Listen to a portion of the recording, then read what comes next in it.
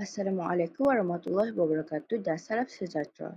Jadi dalam video kali ini kami akan membentangkan salah satu produk inovasi kami iaitu hijab glow. Pengenalan untuk hijab glow, tudung merupakan identiti dan gaya hidup wanita Muslim.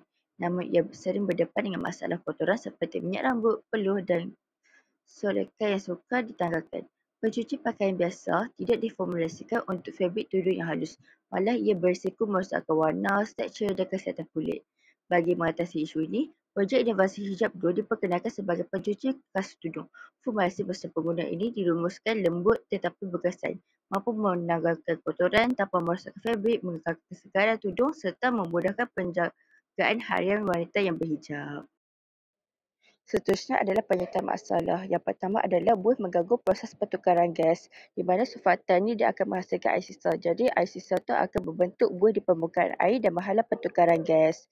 Jadi apabila kekurangan oksigen, kehidupan akuatiknya akan sukar bernafas. Jadi lama-lama kehidupan akuatik itu akan mati.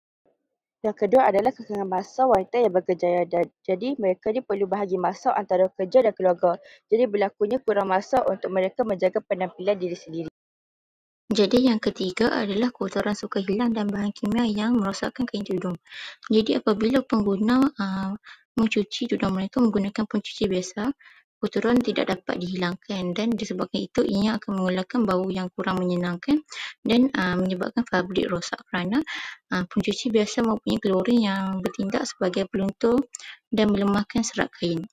Dan terakhir sekali adalah 4 iaitu bahan kimia bahaya pada kesihatan badan manusia. Jadi pencuci biasa ini bila kita gunakan untuk mencuci tudung dan kita pakainya, ianya boleh menyebabkan adanya kesan-kesan negatif.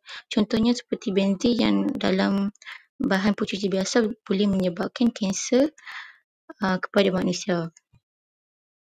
Seterusnya adalah ciri-ciri produk iaitu tanpa buih berlebihan, yang mana buih minimum dari bahan semula jadi dan mudah diberas. Kedua adalah menjimatkan masa, yang mana cepat bersih dengan kuantiti sedikit sesuai untuk wanita sibuk. Yang ketiga adalah mudah digunakan, yang mana ringkas, boleh digunakan di rumah atau di luar. Akhir sekali adalah praktikal dan moden, saiz ringan, mudah dibawa dan mesra pengguna.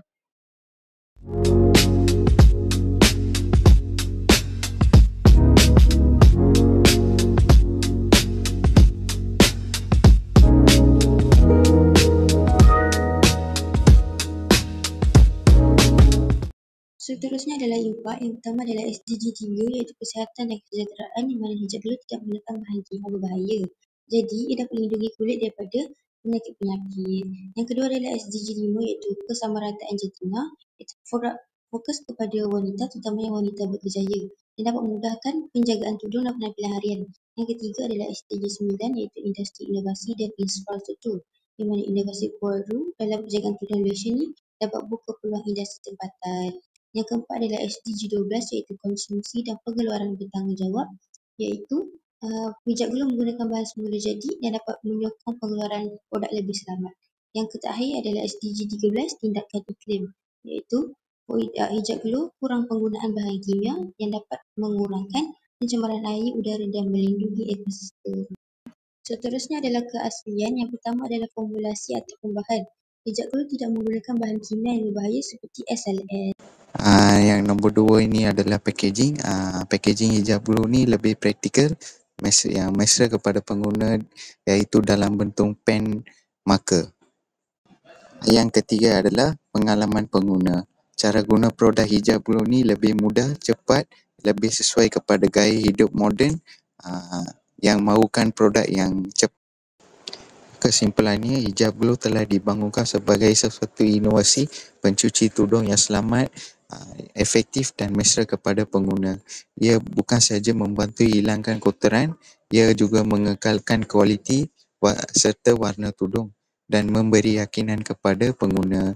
Akhir sekali, kami yakin bahawa inovasi ini mampu memberi impak yang positif dari segi komersial dan memupuk kesedaran terhadap penjangan fabrik tudung secara lebih berkualiti. Terima kasih.